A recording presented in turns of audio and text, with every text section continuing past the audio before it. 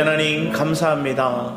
아버지 하나님 말씀 가운데 우리가 나아가기 원하고 그 말씀이 우리의 삶 가운데 빛이 되어서 아버지 하나님 우리 안에 들려오기 원하고 비춰지기 원합니다.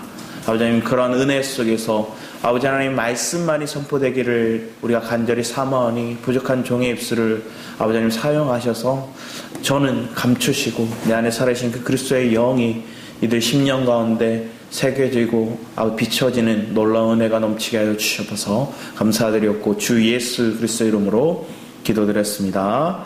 아멘. 이 시간 우리 함께 보실 말씀은 이사야서 51장 1절에서 3절까지의 말씀을 우리가 먼저 함께 읽었으면 합니다.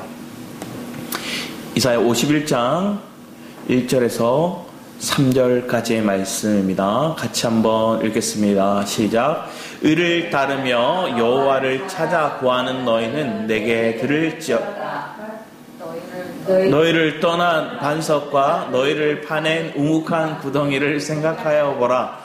너희의 조상 아브라함과 너희를 낳은 사라를 생각하여 보라. 아브라함이 혼자 있을 때 내가 그를 부르고 그에게 복을 주어 창성하게 하였느니라. 나 여호와가 시온의 모든 황폐한 곳을 위로하여 그 사막을 에덴 같게 그 광야를 여호와의 동산 같게 하였나니 그 가운데 기뻐함과 즐거움과 감사함과 청하는 소리가 있으리라.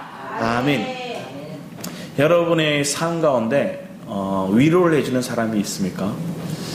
때로는 어릴 때는 부모가, 때로는 선생님이, 때로는 우리가 자라서는 내 배우자나 아니면 친구나 아니면 영적인 리더들의 말을 통해서 위로를 받기만 합니다.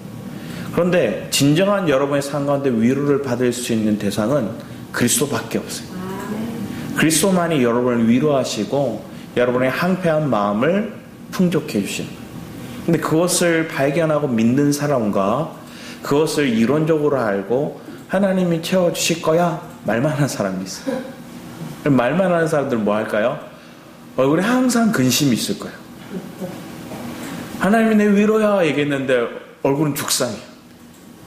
하나님이 나의 위로자 되시고 내 생명이 되십니다 하고 그들의 삶 가운데 이스라엘은 찬양이 없어요. 감사도 찬양도 그들의 마음 가운데 여전히 허전한 공터와 같이 빈 마음만 있는 거예요. 그런데 오늘 여러분의 삶 가운데 주님이 찾아오셔서 말씀하실 때 오늘 51장의 말씀은 예언의 말씀의 흐름들이에요. 왜 예언이라 얘기할 수 있냐면 미래의 일들을 얘기를 해주고 있는 거거든요. 지금까지 이사야 선지자는 이스라엘 백성들에게 너희들이 어떻게 될 것인지 다 미래에 대한 얘기들을 계속하고 있는 거예요. 미래에 대해서 얘기를 해주고 또 장차 일어날 일들에 대해서 얘기를 해주고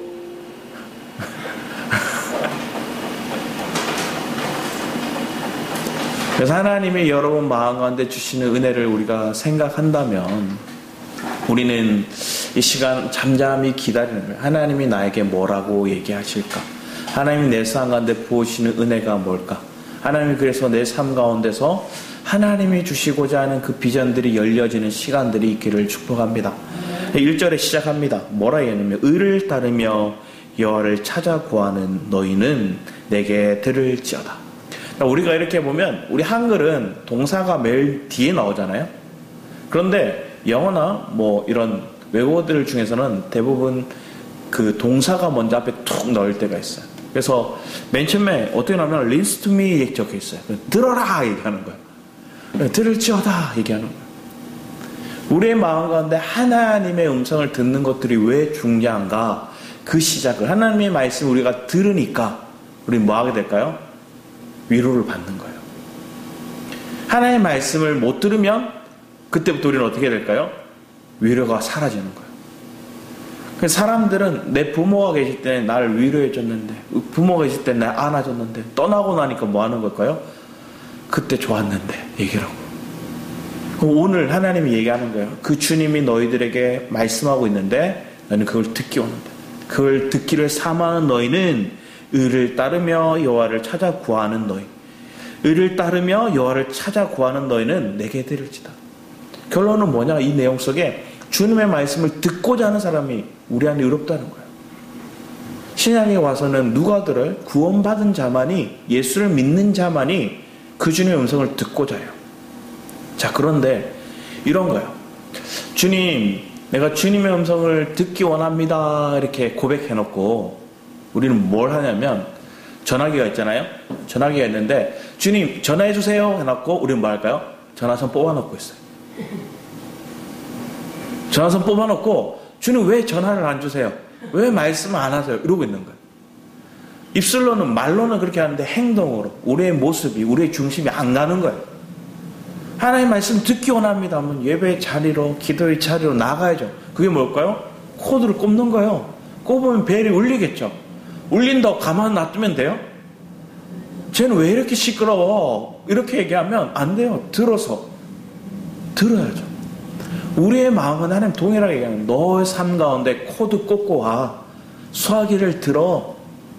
그게 너의 삶 가운데 예배의 자리로 나가고 네가 성경을 말씀을 읽고자 하고 기도의 자리로 나가는 거야. 그리고 네 삶의 터전 속에서 이 말씀대로 살고자 하는 갈망을 따라 한 걸음 한 걸음 내가 행함으로 순종으로 걸어가 나갈 때 기도로 나아가는 거죠. 주님 걸어갑니다. 주님 나아갑니다. 주님 누군가를 만납니다. 주님 내가 행하는 모든 일들이 주님의 손길이 주님의 걸음이 되게 하시고 주님의 내 입술을 열어 맛을 내는 그런 말들을 하게 해주십시오. 빛을 드러내는 우리의 삶 가운데 삶이 행동들이 나타나게 해주십시오. 이런 믿음의 고백이 있는 사람은 듣는 거죠. 그럼 이사야 선지자는 그들에게 얘기한 거예요. 이 말씀을 듣는 자, 청종하는 자, 귀 기울인 자 그런 너희들은 위로를 받는다. 그러면 뒤에 얘기를 하는 거예요. 너희를 떠낸 반석과 너희를 파낸 움칸 구덩이를 생각하여 보라. 너희 조상 아브라함과 너희를 낳은 사라를 생각하여 보라. 아브라함이 혼자 있을 때 내가 그를 부르고 그에게 복을 줘 창성하게 하니라. 자, 이 얘기를 왜 하냐면 하나님 이스라엘 백성들이 지금 포로되어 갈 것들에 대해서 얘기를 하고 그들이 생각할 때는 하나님의 성전이 무너지고 그들의 외국의 나라들 그들의 군대가 우리를 잡아다가 끌어다가 포로되어 갔는데 어떠라 할 거다 하고 주저앉은 마음이 생길 수 있는 거예요. 그런데 하나님인 창조주이시고 하나님 모든 걸 주관하시는 분이신데 그 하나님은 아브라함에게 자식을 주셨던 하나님이다. 아브라함에게 하나님이 약속을 주셨어. 그 말씀을 주셨는데 이렇게 아들이 있을 거고 그 아들이 저 별과 같이 저 모래알 같이 많을 거다. 하나님 예언하셨다. 근데 그 말씀을 듣는 순간 바로 이루어졌을까요? 아니었죠. 하나님 오랜 시간 그를 다루셨어요. 25년이 넘는 시간 동안 하나님 침묵하시고 때로는 그들 내버려 두는 거. 그러니까 아브라함이 뭐랄까요? 자기의 몸종을 아들 삼으려고 그랬고 하가를 통해서 아들을 얻으려고 그랬어요. 하나님 분명히 사라를 통해서 그 아들을 주시리라 약속하셨는데 그럼 오늘 여러분의 삶 가운데 하나님 동일하게 말씀하시는 거예요. 근데 그 하나님 주시는 말씀을 내가 끝까지 붙들고 나아가는 사람은 그 믿음이 있는 사람은 우리 안에 하나님의 위로를 경험하게 되는 거예요. 자, 아브라함에게 하나님의 위로가 뭘까요? 말씀을 주셨던 거고요. 그 말씀의 위로가 실제로 이루는 게 아들을 낳는 거예요. 자, 100세의 아들을 낳는다? 말이 될까요? 90세의 아들을 낳는다? 사라의 몸에서 잉태되었다? 해외 토픽감이죠. 있을 수 없는 일인데. 자, 하나님이 볼 때는 그 100세가 되는 노인이 아들을 낳는 것보다 있을 수 없는 그 일들보다 바벨론 포로되어 갔던 너희들을 건져오는 게 더 쉬워. 이렇게 얘기하시는 거예요. 하나님 너희들을 포로되어 가게 할 거지만 그리고 너희들이 포로되어 생활을 하겠지만 너희들이 그래서 주눅들고 억압받고 그 문화에 젖어들고 그들의 신에게 물들어졌을 때 돌아오기 힘듭니다. 거기 간 세월이 얼마나 되는데 돌아오기 힘듭니다. 1세대는 다 죽었을 거고 2세대는 3세대들이 돌아올 건데 힘듭니다. 그런데 하나님은 아브라함에게서 아들을 낳았던 것 이것보다 더 쉬운 게 바벨론 포로에 갔던 너희들을 돌아오게 하는 거다 얘기해 주시는 거예요. 그러면서 뒤에 말씀하는 것들이 우리가 어떻게 보면 실망하지 말라는 것들을 하나님 말씀하면서 아브라함이 혼자 있을 때 어떻게 보면 처절히 외로운 상태, 홀로 있는 그 고독한 시간들, 그 시간들이 아브라함에게도 있었고 이스라엘 백성들에게 있었고 저와 여러분에게도 있었던 거예요. 그런데 그 시간을 통해서 우리가 철저히 고독하고 외로움을 느끼지만 그 고독 속에서 누구를 찾을까요? 하나님을 찾게 돼요. 하나님을 만나게 돼요. 그러면 우리는 다 회복이 됩니다. 우리 뒤에 시편 말씀에 오면 이렇게 적혀있어요. 시편 69편 20절 말씀을 같이 한번 읽어보겠습니다. 시작. 해방이 내 마음을 상하여 근심이 충만하니 긍휼히 여길 자를 바라나 없고 아니할 자가 바라나 찾지 못하였나이다. 지금 다윗이 이 고백을 하고 있어요. 다윗이 이 고백을 하는데 이 시의 내용, 시편 69편의 내용을 보면 전체적인 내용이 십자가를 표현하는 거예요. 십자가의 죽은 면을 표현하고 있는 장이에요. 그러면서 깊은 수렁에 깊은 물에 큰 물이 내게 넘쳤다 얘기를 하고 또 내가 목이 마르고 눈이 새하얘졌고 또 나를 까닭없이 나를 미워하는 사람이 생겼고 또 나에게 부당하게 행하는 원수들이 있고 또 내게 빼앗지도 않았는데 내가 그걸 갚아라고 물으라고 하는 사람들이 있고 그때 마음이 어떨까요? 하나님 앞에 다윗이 하나님 제가 우매합니다. 하나님 제가 아버지 하나님 내가 온전치 않고 내가 바라볼 것은 주밖에 없습니다. 고백하는. 그래서 5절 말씀에 하나님이여 주는 나의 우매함을 아시오니 나의 죄가 주 앞에 숨김이 없나이다. 주 만군의 여호와여 주를 바라는 자들이 나를 인하여 수치를 당하게 하지 마옵소서 하면서 쭉 얘기를 하는 것들이 결국 내 삶 가운데 개인도 단체도 이러한 죽음의 위기 또 내 삶 가운데 이 죽음의 위기에 딱 오니까 뭘 할까요? 자백이 일어나는 거예요. 내 죄가 내 우매함이 삶 가운데서 중요한 건 뭘까요? 나의 무지를 발견하는 거예요. 어떤 아이가 똘똘해요. 그래서 칭찬받고 자라요. 공부도 잘해요. 그래서 학교에서도 학급에서도 우수한 아이로 또 리더로 막 세워졌어요. 그런데 그렇게 승승장구하며 자라면서 좋은 대학, 좋은 직장에 갔는데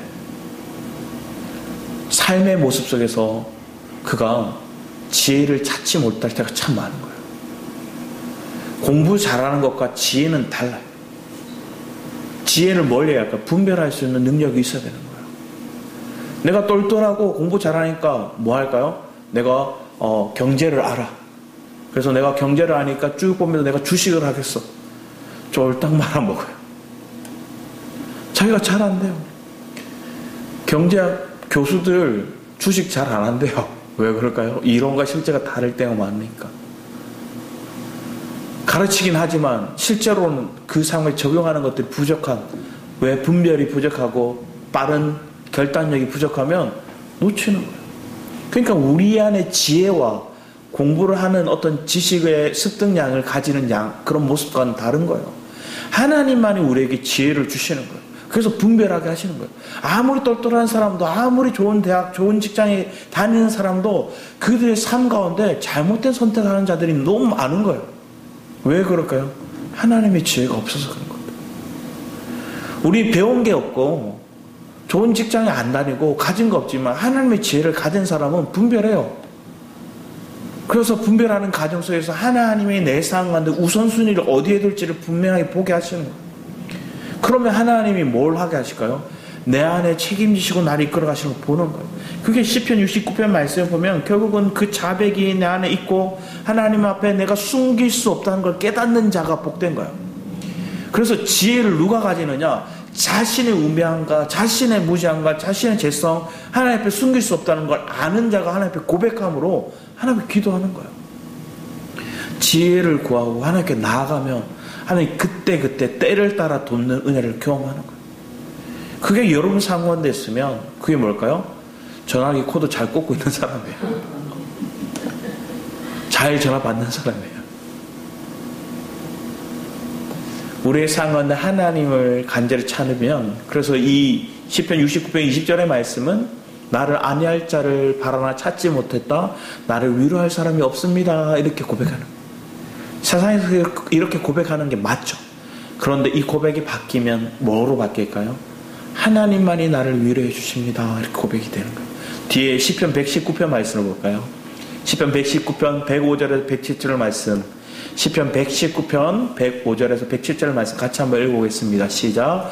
주의 말씀은 내 발의 등이요 내 길의 빛이니이다. 주의 의로운 규례를 지키기로 맹세하고 굳게 정하였나이다. 나의 고난이 막심하오니 여호와의 주의 말씀대로 나를 소성케 하소서. 주의 말씀 내 발의 등이라. 발이 여기서는 단수로 적겠대요. 한 발짝 이 정도인 거예요. 그러니까 등이 넓은 걸음 환히 비춰지는 빌이 아니라 뭘까요? 한 걸음 한 걸음인 거예요. 한 걸음 한 걸음 하나님 내 등불로서 빛을 비춰주면서 그 주님의 빛을 보면서 한 걸음 한 걸음 나아가는 거예요. 우리가 살아가는 삶이 그런 것 같아요. 때로는 살 얼음판을 걸어가는 것처럼 보이고 때로는 그 걸음 속에서 하나님의 빛을 비춰주시는 그 빛이 발등만을 한 걸음만을 비춰주시는 것처럼. 그런데 그것을 내가 하나님을 의지하고 하나님 앞에 마음을 정하고 걸어가니까 고난이 막심한데도 고난이 되게 심한데도 여호와의 말씀이 나를 소성케 한다. 나를 다시 살린다. 나를 위로한다. 내 마음 가운데 나아갈 힘을 주신다. 이걸 고백하는 거예요. 여러분 삶 가운데 그런 은혜가 있기를 축복합니다. 그래서 예배를 나오는데 또 말씀을 읽는데 이거 뭐 작년에도 읽었고 저번 달에도 읽었고 어제도 예배 드렸고 그제도 예배 드렸고 이런 고백들로 끝나면 우리의 마음 가운데는 사실은 내가 고난을 해석할 수 있는 고난에 대한 내 태도가 사실은 하나님 앞에 의지해서 해결하고자 하는 것보다 그냥 내가 자포자기하거나 주저앉아 버렸거나 아니면 내 마음이 그냥 하나님을 의지해도 뭐 없던데 하는 생각에 있는 거예요. 그럼 그게 뭘까요? 놀라운 사실은 무디가 그렇게 얘기했어요. 무디가 뭐라 얘기했냐면 이 성경이 나를 제약에서 멀어지게 하거나 제약이 나를 성경에서 멀어지게 하거나 이렇게 적혀 있었어요. 자기 성경책에. 그러니까 하나님의 말씀이 나를 제약에서 멀어지게 할 수도 있고 저 제약이 나를 말씀에서 멀어지게 할 수도 있다는 거예요. 여러분 어떤 선택을 하기 원합니까? 하나님의 말씀을 가까이 함이 내가 제약에서 멀어진다는 거예요. 그런데 내가 하나님의 말씀을 가까이 안 하면 자동적으로 뭐 할까요? 제약이 내게 가까이 오는 거예요. 미혹이, 유혹이, 세상적인 방편의 지혜가 우리 안에 막 넘쳐나게 하는 거예요. 그때 우리는 하나님 앞에 엎드릴 수 있는 은혜가 있기를 원합니다. 하나님은 우리에게 놀라운 것들을 부어주시죠. 광야 생활을 할 때 광야 생활 가운데 하나님께서는 시내산에서 그들에게 주셨던 것들이 있죠. 뭘까요? 하나님 십계명 말씀을 돌판을 주시기도 했고요. 또 그들에게 제사장을 주시기도 했고 그들에게 성막을 주시기도 했어요. 성막을 지을 식양과 그들에게 하나님 말씀의 그 돌판과 십계명과 그리고 제사장을 세웠어요. 근데 그 곳곳에 지을 때 문제가 없었던 게 아니에요. 그들 속에 있는 죄성이 막 드러나요. 그래서 그들이 금송아지를 만들기도 해요. 자, 제사장을 세웠어요. 그 제사장은 뭘 했을까요? 특히나 아론의 아들, 네 아들들이 제사장으로 세워지거든요. 그런데 그 아들 중에서 두 명 이름 갑자기 생각이 안 나는데 그 두 명의 아들은 경쟁하듯이 뭘 했냐면 성막 안에서 불을 피우려고 그랬어요. 원래 한 사람 제사장만 들어가야 되는데 두 명이 같이 들어가요. 그런데 거기에 뭘 사용해요? 다른 불을 사용해요. 하나님 주신 불이 아니라 다른 불을. 인간적으로 편한 방법 아니면 자기의 더 빨리 해결할 수 있는 거 그리고 경쟁하듯이 그들이 나아가서 불을 붙이려고 했던 거예요. 그랬더니 하나님 뭐래요? 죽여버렸어요. 성경에는 하나님 앞에 예배의 장면에 나오는데 뭘 할까요? 죽음들이 있어요. 아나니아와 삽비라 하나님 앞에 헌금 드린다고 얘기했어요. 베드로 앞에서 전 재산을 드린다 얘기했다가 절반을 숨겨뒀어요. 한번 생각해 보세요. 절반 드린 거 대단한 거잖아요. 이 자리에서 우리 전 재산 다 현금으로 바꿔서 하나님 앞에 반 드리는 거 그것도 대단한 거예요. 그런데 뭐예요? 성령을 속여요. 그리고 하나님의 예배를 속여서 그들 죽어요. 또 생각해 보세요. 우리 하나님의 법궤가 들어와요. 우사가 그 넘어지는 법궤를 지탱하려고 잡아버려요. 다윗은 기뻐하면서 하나님의 법궤가 들어온다 춤추려고 하는데 우사가 죽어버려요. 다윗이 뭐래요? 베레스 우사에게요.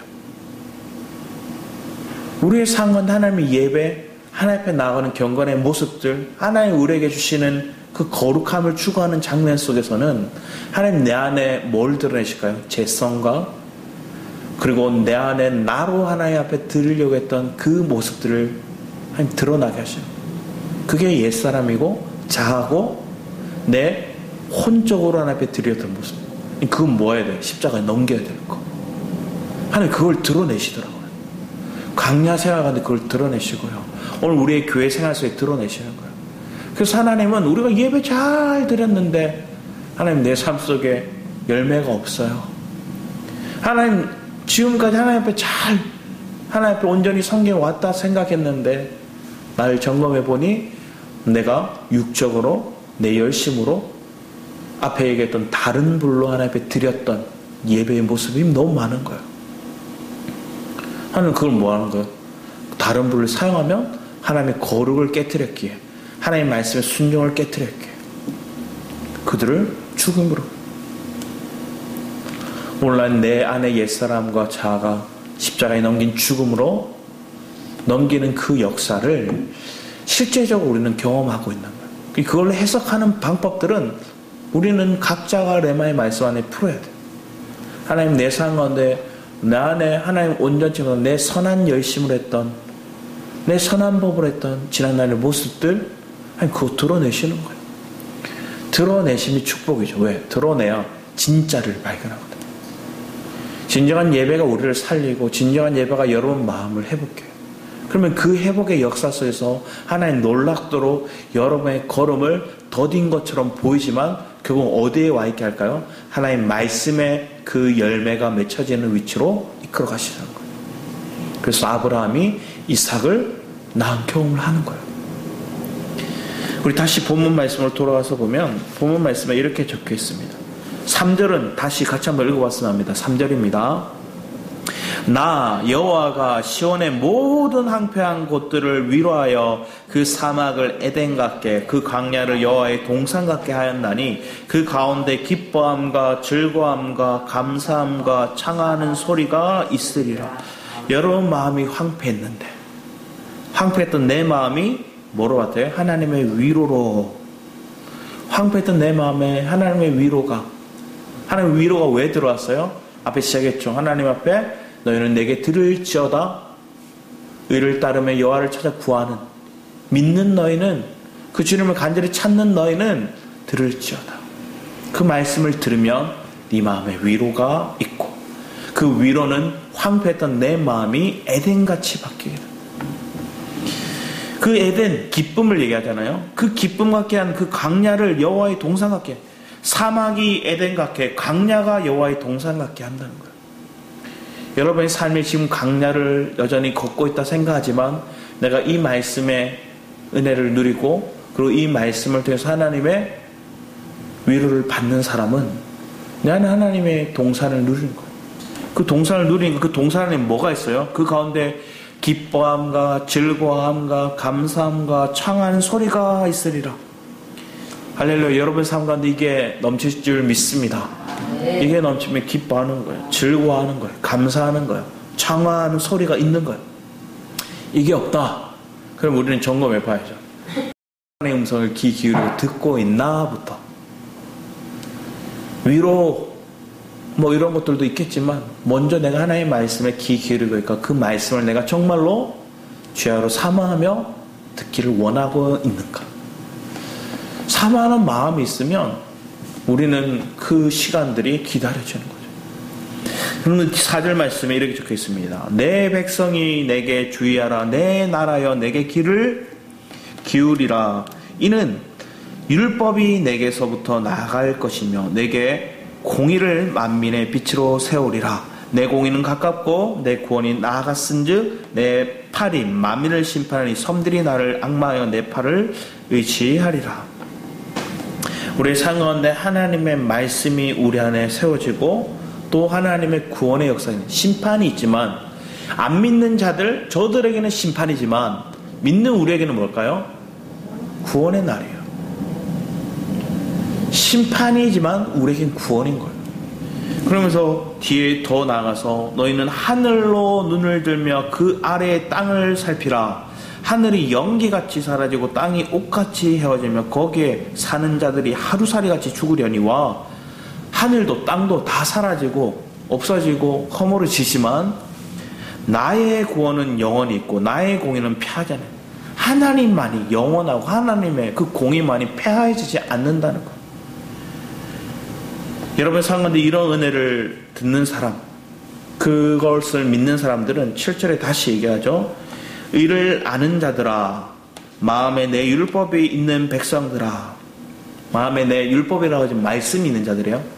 말씀 있는 자들아, 너희는 내게 듣고 얘기하죠.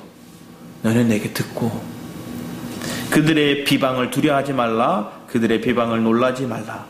하나님의 말씀을 들으면 하나님의 위로를 누리게 되고 그 하나님의 위로가 내 마음에 있으면 내 마음이 사막이 황폐한 땅이 빈들이었던 내 모습들이 뭐로 바뀔까요? 풍족한 곳으로 바뀌니 외부에서 밖에서 비방의 말이 아무리 들려와도 내 마음이 풍요로우니까 영향받지 않는다는 거예요. 하나님의 말씀이 여러분의 삶을 막 주관하면 하나님의 말씀을 사마음으로 여러분들이 살아가다 보면 밖에 어떤 현상이 일어나고 어떤 말들의 비방이 와도 여러분 영향을 받지 않아요. 내 안에 스며들 틈이 없거든요. 근데 사람들 어떤 사람이 그걸 다 받아들여요. 그래 네 말이 맞지 이러면서 이렇게 이것도 듣고 저것도 듣고 그래 하면서 스스로 절망하고 스스로 낭망하는 거예요. 왜 그럴까요? 하나님의 말씀이 그 마음에 없는 거예요. 내 말씀이 내게 들려고 그 말씀이 내 삶 가운데 세워지면 그 말이 침투를 못하는 거예요. 여러분 이런 놀라운 은혜가 있기를 축복합니다. 이사야 선지자는 이걸 알고 주는 거예요.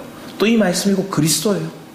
그 그리스도가 우리 안에 있으면 그 비방의 말, 비방하는 위협하는 그 억압들이 내게 아무리 몰려와도 이거 두려워하지 않는다 얘기하는 거예요. 그러면서 8절 말씀에 옷같이 좀이 그들을 먹을 것이며 양털이 좀벌레가 그들을 먹을 것이나 나의 공의는 영원히 있겠고 나의 구원은 세세에 미치리라. 여호와의 팔이여, 이 여호와의 팔은 능력을 얘기하는 거예요. 하나님의 능력이 깨소서 능력을 베푸소서 옛날 옛시대에 깨신 것 같이 하소서. 라합을 점이시고 용을 찌르신 이가 어찌 아니시며 바다를 넓고 깊은 물을 말리시고 바다 깊은 곳에 길을 내어 구속받은 자들을 건너게 하시니가 어찌 주가 아니시니까. 여호와께서 구속받은 자들에 돌아와 노래하며 시온으로 돌아오니 영원한 기쁨이 그들의 머리 위에 있고 슬픔과 탄식이 달아나리이다. 절박한 기도, 간절한 기도, 하나님 앞에 내 마음이 외롭고 괴로우니 하나님 앞에 절박하게 고백하는 거예요. 구하는 거예요. 그랬더니 하나님께서 은혜를 베풀어 주실 것들을 우리는 누리는 거죠. 여러분 상황에 하나님의 은혜를 베품을 경험할 수 있는 사람이 축복이에요. 그런 사람, 은혜를 누리는 사람은 그들의 입술이 달라요. 뭐가 있을까요? 감사가 있고 찬양이 있는 거예요. 그냥 길을 가다가 자기도 모르게 흥얼거리고 있는 거예요. 자기도 모르게 찬양하고 있는 거예요. 그리고 순간순간에 위협이 오고 순간순간에 어려움이 올 때마다 주님의 이름을 부르는 거예요. 주님 하고 부르는 거예요. 그러면 여러분은 그 상황을, 그 환경을 나 혼자 외롭다 느끼지 않을 거예요. 나 혼자뿐이네, 외롭네. 그런데 믿음 안에서 봤더니 주님이 함께 계실 거예요. 또 더 큰 것을 보니까 하나님 뭐예요? 우리가 함께 있는 걸 보게 하시는 거예요. 믿음의 공동체가 함께 있는 걸 보는 거예요.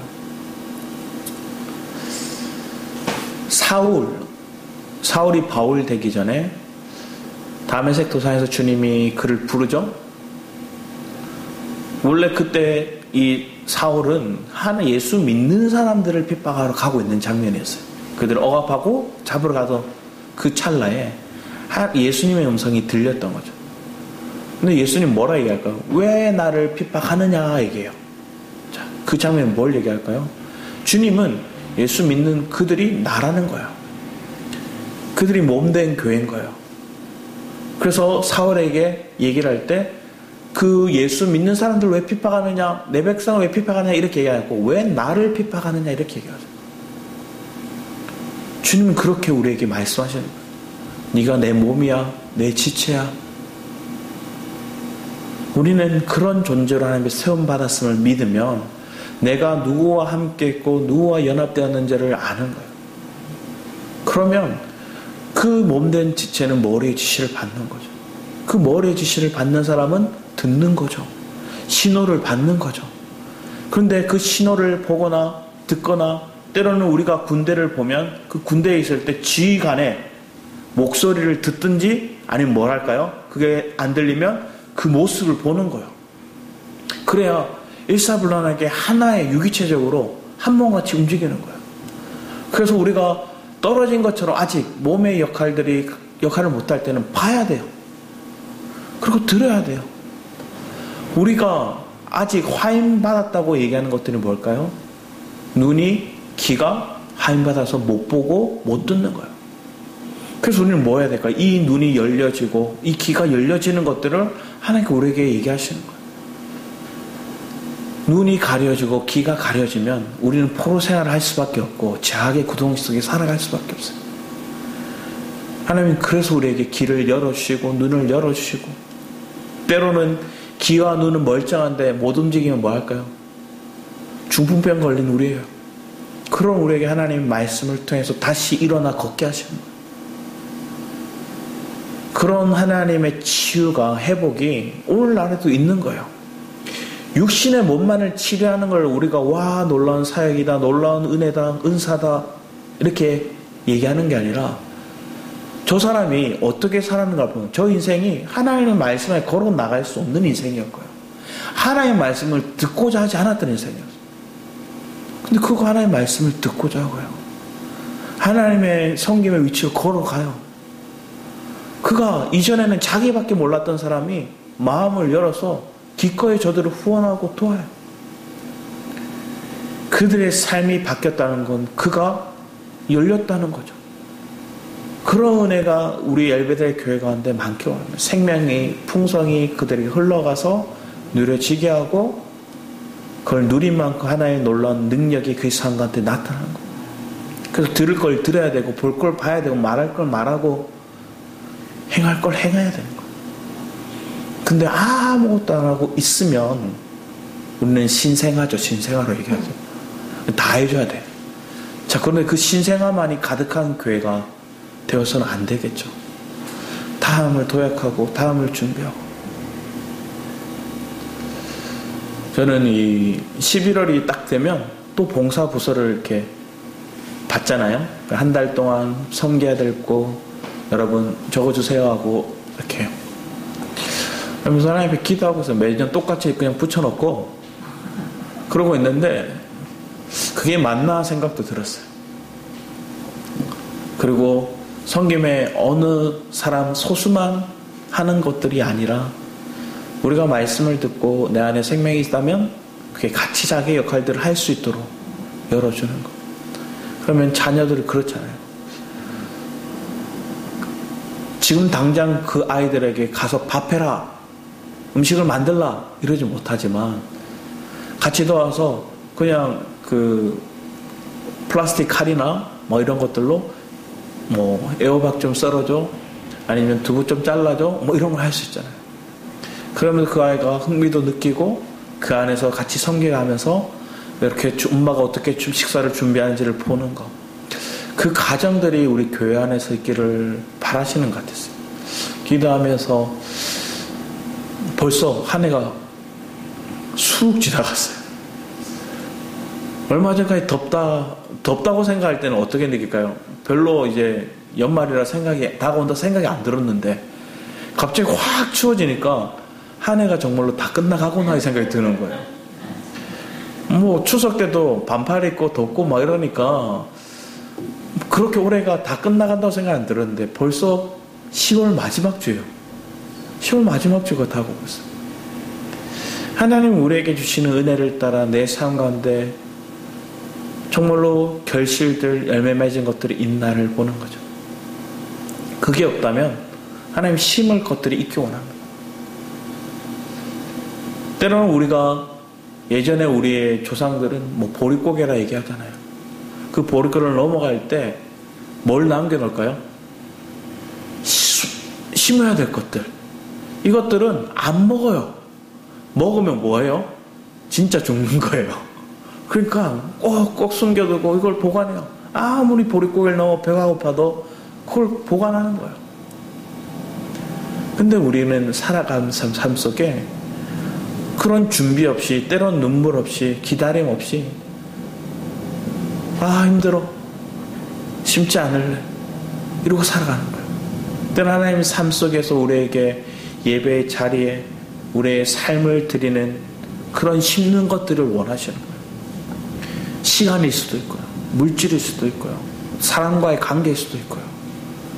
그런데 하나님이 주시는 걸 심어야죠. 이전에까지는 뭐 했어요? 다른 불 내 열심으로 심었다면 그거에는 자람이 별로 없다. 어느 정도 자란다 봤더니 온 거 사라졌어요. 왜 그랬을까요? 내 마음이 돌짝밭이었고 내 마음이 길가밭이었고 내 마음이 가시 엉겅퀴가 가득했거든요. 자라지 못하게 막아버렸어요. 그런데 내 안에 심령이 옛사람과 내 자아가 죽음에 내던지고 났더니 내 마음이 옥토로 바뀌었어요. 옥토로 바뀐 데 하나님의 말씀이 다시 심겨지면 잘 자라겠죠. 근데 그 가정의 시간들, 그 말씀을 다시 삼하며 듣는 시간들, 그 마음의 중심이 우리에게 지금 필요하다면 하나님 기꺼이 그것에 순종으로 나아가기 원합니다 하고 코로 가야죠. 근데 사람들은 이것에 대해서 무감각하게 살아요. 그래서 저희 성도들을 볼 때 너무 감사해요. 그리고 좋아요. 왜? 괴롭게 하는 사람이 지금 없거든요. 그런데 이게 좋은 것만은 또 아니에요. 왜 그럴까요?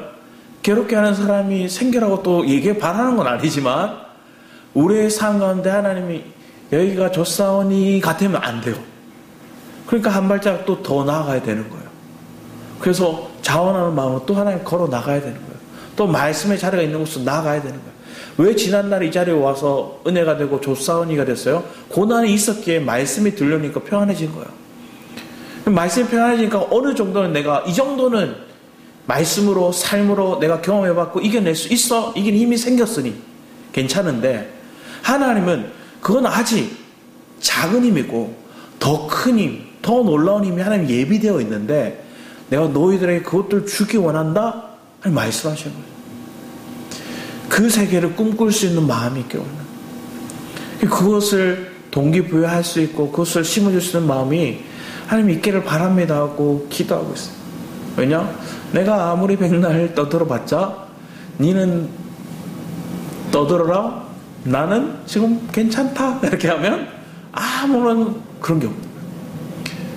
그런데 이 말씀의 갈망이 그들 마음에도 불타기를 바라고요. 그 불타는 마음들이 내 안에서 아버지 앞에 드리는 삶으로 한 걸음 한 걸음. 그래서 막 우리가 이 민족을 바꾸겠습니다. 이 정치 세계를 바꾸겠습니다. 이런 커다란 포부를 얘기하자는 게 아니라 내 삶 가운데 하나님을 깊이 더 깊이 체험해 나가는 그 은혜가 날마다 매년 배가 될 수 있도록. 그래서 엘리야가 떠날 때 불방을 타고 올라갈 때 엘리사가 간절히 구하잖아요. 당신보다 2배의 영감을, 갑절의 영감을 원합니다. 그러면서 막 엘리야 옷을 쓰고 막 물을 치잖아요. 요단강을 치잖아요. 그 간절한 고백 속에서 실제적으로 그 삶 가운데 하나님 놀라운 은혜를 보면 성경에 엘리야가 역사했던 그 능력을 발휘했던 것보다 엘리사가 능력을 이렇게 딱 2배 정도 더 많이 나와요. 그런데 실제적으로 사람들이 볼 때는 엘리야가 큰 능력, 막 큰 눈에 보이는 그런 것만 있고 엘리사는 소소한 것들이 보여. 못 먹는 국을 먹을 수 있는 국으로 바뀌게 하고 이런 사소한 것처럼 보이지만 이게 뭘까요? 우리의 삶 속의 내면에 서서히 주님의 생명으로 짜여지게 하는 것들이 뭔가를 보여줘요. 사람들은 화려하고 크고 액션이 가고 뭔가 번쩍한 걸 원하는데 하나님 그게 있다고 해서 우리 내면이 안 바뀔 때가 있다는 거예요. 우리의 내면이 바뀌는 생활 속에서 사소하게 우리에게 경험되고 그의 실제적인 삶 속에 하나님이 나와 함께 하신다는 걸 경험해가는 거, 더 깊이 경험해가는 거. 이런 은혜가 우리의 마음 가운데 있으면 여러분들은 뭔가 특별하게 막 드러나지도 않지만 내 삶이 하나님 잘하고 있음에 대한 그 마음의 만족감이 여러분 안에 있으실 거예요. 그래서 매번의 삶 속에서 하나님 많은 걸 요구하는 게 아니라 번쩍하고 바뀌는 걸 원하는 게 아니라 어떤 사람은 사울이 바울처럼 바뀌었던 것처럼 하나님 놀랍도록 역사에서 바뀌게 해달라고 기도하는데 그 뒤의 장면에 대해서 얘기를 한다면 안 받아들여요. 왜 그럴까요? 사울이 바울로 바뀌었는데 그 바울의 인생을 보면 매를 굉장히 많이 받았고 굶었고 헐벗었고 자기를 따르는 사람들에게 비방을 들었고 파손하였고 굶주렸고 추위에 떨었고 자 하나님 이걸 주셨다. 그러면 보류하는 거예요. 잠깐만. 우리는 기도해요. 하나님 음성 듣기 원합니다. 하나님 음성 듣기 원합니다. 딱 그렇게 기도하고 하나님 음성 듣기 원합니다. 간절히 기도했는데 하나님 이렇게 얘기하시는 거예요. 네가 미워하는 그 사람을 사랑하고 섬겨라. 네? 듣고 싶은 말이 아니에요. 하나님. 하나님 앞에 기도하면서 하나님 음성 듣기 원합니다. 그런데 하나님은 오히려 이렇게 역사하는 거예요. 놀랍도록 하나님의 음성을 듣는데 내가 하고 싶지 않은 사람을 섬기게 만들고요. 하고 싶지 않은 일을 하게 만들어요. 또 어떤 분은 하나님 앞에 기도하는 음성 듣기 원합니다. 하나님 배우자를 위해 기도합니다 하는데 많은 사람을 만났는데 제일 꼬다발에 있던 사람, 내 기준에 제일 뒤에 있는 사람, 그 사람이 계속 기도할 때만 생각나는 거예요. 하나님 아닙니다. 사탄아 물러가라. 이렇게 얘기하는 거예요. 왜 그럴까요? 하나님의 뜻을 하나님 음성 듣기 원합니다 했지만 내 자아가 너무 강한 거예요. 내 원하는 바가 너무 강한 거예요. 그러니까 뭘까? 안 들었다는 거예요. 안 봤다는 거예요. 진짜 듣기 원한다면 하나님 그 음성을 듣고 순종할 마음이 있는가부터 우리는 점검해야죠. 하나님이 미워하는 원수도 사랑하라, 섬기라. 이 말씀이 하나님 앞에 들려온다면 그게 아멘이 되겠느냐? 그걸 듣기 원하느냐? 사람들은 아니요? 하는 사람이 많을 거예요. 사람들은 대부분 뭘 듣기 원할까요? 자기 인생이 잘 풀리고 잘 되기 원하는 거. 그러려면 복채 두둑하게 가지고 전보로 가시는 게 나아요. 그 사람이 더 좋은 얘기 해줄 수 있어요. 그런데 하나님은 우리에게 얘기할 때 좋은 것도 위로의 말씀도 해주시지만 진정한 하나님의 메시지, 비전의 메시지를 듣기 원하고 우리의 삶 가운데 나아갈 방향을 보면 결국은 자기를 부인하는 길, 자기 십자가를 짊어지고 가는 그 길의 여정 속에서 내가 꽉 쥐고 있는 게 뭔지 보게 하신 분, 그걸 나아가게 보이는 거예요. 이번 주 금요일 말씀으로 나눌까 생각하는데 우리 요셉에서 한번 생각해 보세요. 애가 잘생겼대요. 그래서 이 아이를 안 죽였대요. 그래서 이 아이를 울지만 꼭 끌어안고 100일에 가까운 시간 동안 그 아이를 숨기고 키웠대요. 어쩔 수 없이 뭐 하는 거예요? 바구니에, 엽청을 받은 바구니에 그 아이를 담아서 물 위에 띄워요. 근데 이 가정을 생각해 보세요. 믿음이 없이는 그렇게 못해요. 하나님이 원하는 것들이 그런 거예요. 내가 귀하게 여기고 기꺼이 있는 걸 나아라. 우리는 믿음 안에서 보면 하나님께서는 다 책임지시고 더 좋은 곳으로 더 빠른 길로 하나님 이끌어 가신다 믿습니다 고백하지만 실제적인 삶 가운데서는 왜 이렇게 늦어요? 왜 이렇게 더뎌요? 왜 이렇게 변화가 없는 것처럼 느껴져요? 뭐 이렇게 얘기하는 거예요. 주님은 우리에게 다가와서 끝까지 우리가 믿는지를 점검하게 해요. 내가 정말로 믿고 있는지, 그 하나님을 신뢰하고 있는지, 그리고 그 음성에 귀 기울이고 있는지, 그리고 그 말씀을 믿으면 우리는 뭐할까요? 요동치지 않는 거예요. 내가 그 말씀을 듣고 그 말씀을 믿었다면 내가 두려워하지 않는 거예요.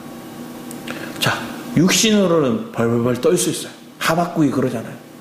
하나님 부흥이 오길 바랍니다. 그런데 창자가 끊어질 거다. 그 부흥이 뭘까요? 그들이 백성들이 짓밟히고 포로로 잡혀가고 나라가 망하고 이걸 겪어야 돼요.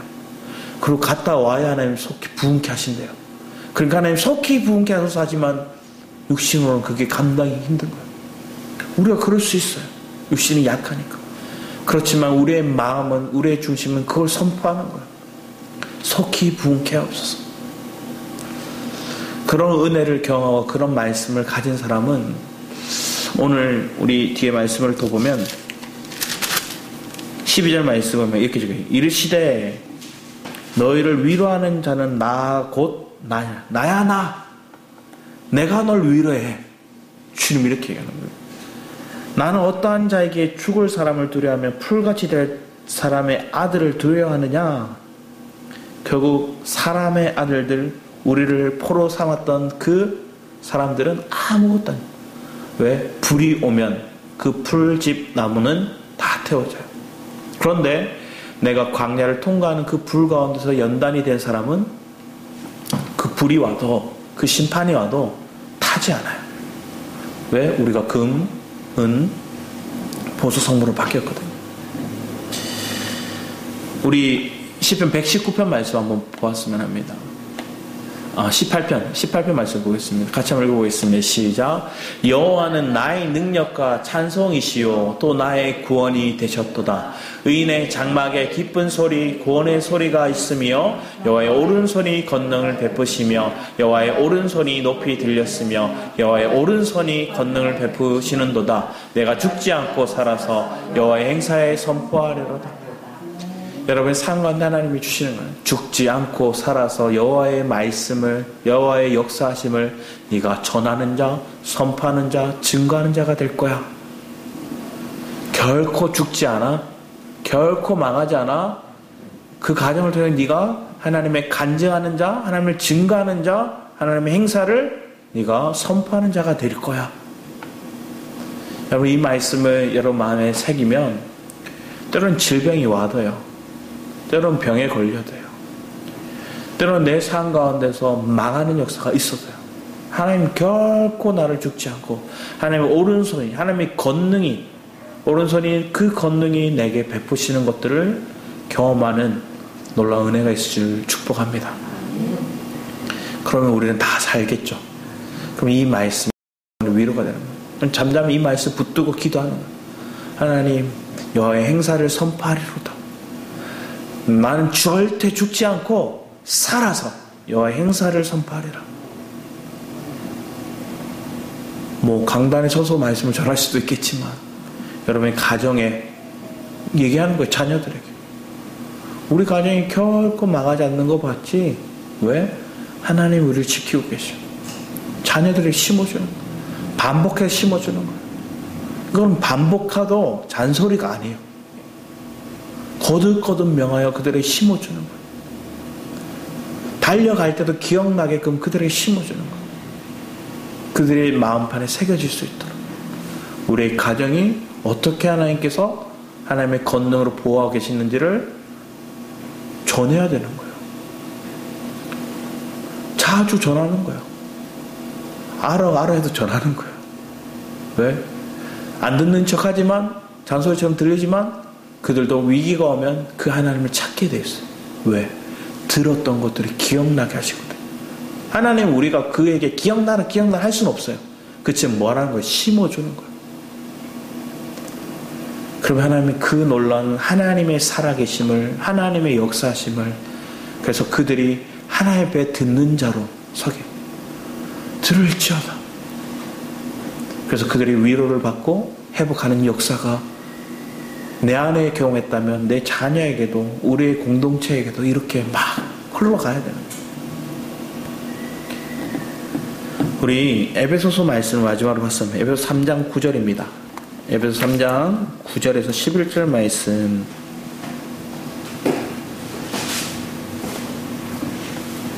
(3장 9절에서) 저희 13절 좀 길지만 13절까지 같이 한번 읽어보겠습니다. 3장 9절에서 13절입니다. 같이 읽겠습니다. 시작. 영원부터 만물을 창조하신 하나님 속에 감춰졌던 비밀의 경륜이 어떠한 것을 드러내게 하려 하심이라. 이는 이제 교회로 말미암아 하늘에 있는 통치자들과 권세들에게 하나님의 각종 지혜를 알게 하려 하심이니 곧 영원부터 우리 주 그리스도 예수 안에서 예정하신 뜻대로 하신 것이라. 우리가 그 안에서 그를 믿음으로 말미암아 담대함과 확신을 가지고 하나님께 나아감을 얻었느니라. 그러므로 너에게 구하노니 너희를 위한 나의 여러 환난에 대하여 낙심하지 말라. 이는 너희의 영광이야. 하나님의 경륜을 알 수 있는 것, 하나님의 비밀한 그 경륜을 우리가 발견하는 것. 때는 고난 가운데 그 비밀을, 그 경륜을 발견하니 뭐로 고백돼요? 영광입니다. 이렇게 고백해요. 여러분 상관은 이 영광이 드러나고 발견되어지기를 축복합니다.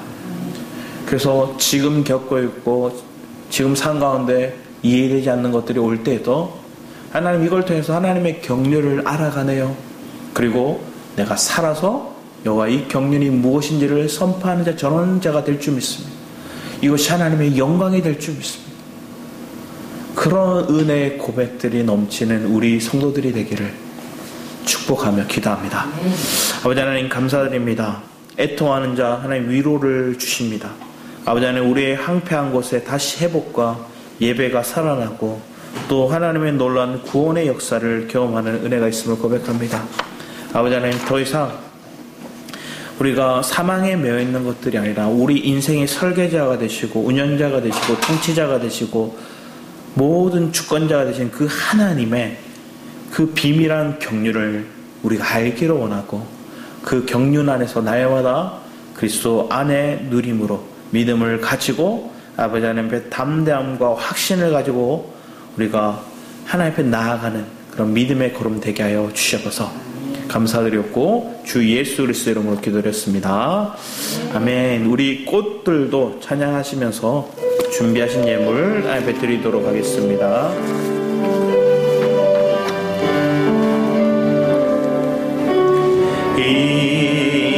이곳에 생명샘 솟아나 눈물